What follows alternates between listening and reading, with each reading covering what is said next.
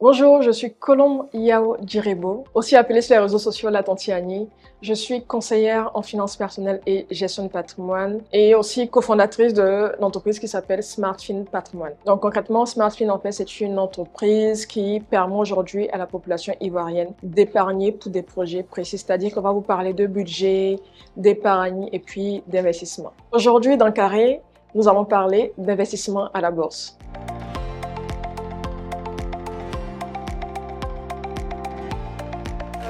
Quand et pour qui la bourse devient une option intéressante? C'est une très bonne question.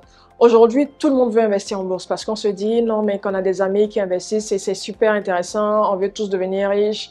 La bourse, oui, ok, c'est très bien. Mais concrètement, tout le monde ne peut pas investir en bourse parce qu'on n'a pas tous les compétences pour pouvoir le faire. À quel moment partir en bourse? Pour moi, on va en bourse quand on connaît avant tout son profil d'investisseur, c'est-à-dire est-ce que je suis une personne qui aime prendre du risque ou pas? Est-ce que je suis une personne qui accepte que mon argent fluctue tous les jours ou est-ce que je suis une personne qui veut simplement attendre que son argent soit posé quelque part pendant 3 ans, pendant 5 ans? Parce qu'aujourd'hui, il y a des personnes qui vont déposer leur argent en bourse et 2 semaines après, qui vont venir, ah non, mais j'ai un problème, j'ai besoin de retirer mon argent. Ça marche pas comme ça, en fait.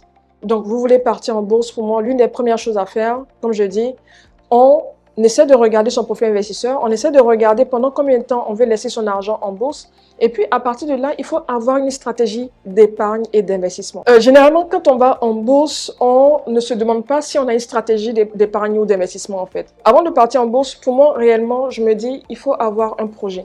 Pourquoi vous voulez partir en bourse? Il y a des personnes qui vont faire quoi? Ils ont 100 000 là. Ah non, mais j'ai vu que je peux investir en bourse, je dépose mes 100 000 et puis après, plus rien. On vous voit plus, il n'y a plus d'épargne, il n'y a plus de dépôt. Et puis, votre argent dort là-bas, ça ne vous dérange pas.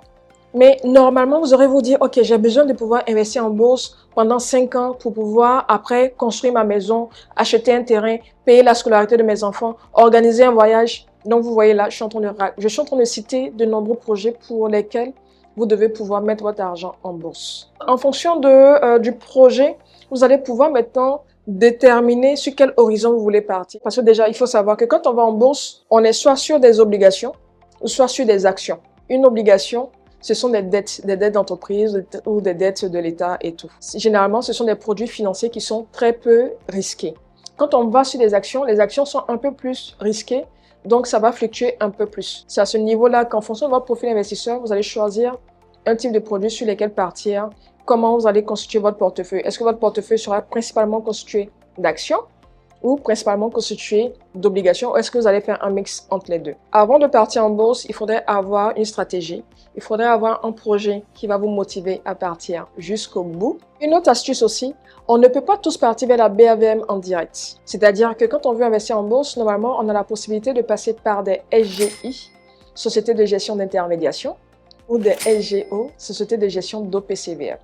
Quand on va vers des SGI, c'est que on souhaite, par exemple, nous-mêmes gérer nos différents placements, on va dire, en bourse, ou on a la possibilité aussi de pouvoir céder la gestion à la SGI vers laquelle on part. Mais généralement, en fonction des SGI, ils vont vous dire peut-être que le montant minimum à placer est souvent de 200 000 francs, souvent de 500 000 francs. Mais il y a des SGI qui sont très accessibles à tout le monde où vous pouvez commencer avec un montant minimum de 50 000 francs. Et puis, vous allez pouvoir gérer vos actions, vos placements en bourse de chez vous tranquillement, sans forcément avoir besoin de l'aide d'une personne.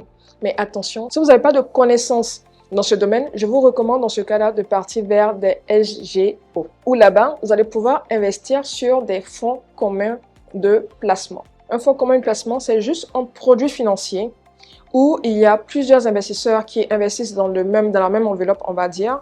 Et puis, c'est géré par des investisseurs professionnels. C'est-à-dire que la SGO, derrière, ils ont en interne des personnes qui vont, eux, choisir sur quel produit financier aller mettre votre argent. Donc là, c'est un fonds carrément qu'ils vont placer. À ce niveau-là aussi, faites attention. Il faudrait que vous puissiez savoir aussi quel est votre profil investisseur et sur combien de temps vous voulez placer votre argent. Ça va vous permettre de choisir le bon fonds qui serait adapté là à votre situation.